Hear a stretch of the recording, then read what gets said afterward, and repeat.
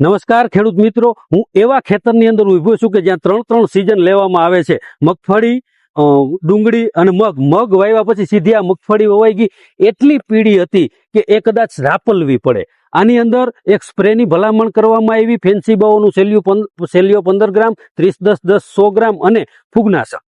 એ પછી એની અંદર એજીગોલ્ડ અને માઇકોરાઇઝા છે એ યુરિયા સાથે નાખવામાં આવ્યું હતું. હવે હું આશીષભાઈ મારકણાની વાડીએ કંટોલિયા ગામે ઉભો છું.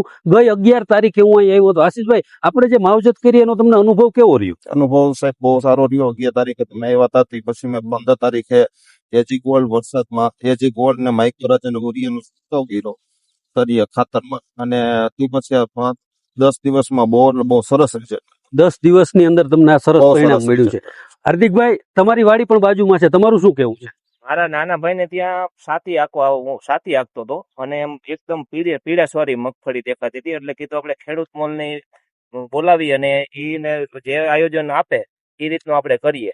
અને એકદમ પીળી હતી મગફળી. એને જે આશીષભાઈ જે માઇકોરાઇઝા ને એજીગોલ્ડ એને એ જ મેં કરી અને મારે 4 કે 5 દિવસ 4 થી 5 દિવસમાં અનુકૂળ વાતાવરણ હતું એટલે સારામાં સારું રિઝલ્ટ મળ્યું. ખેડૂત મિત્રો, જાણ ખાતર કહું છું, આ ખરીનો ભાગ છે.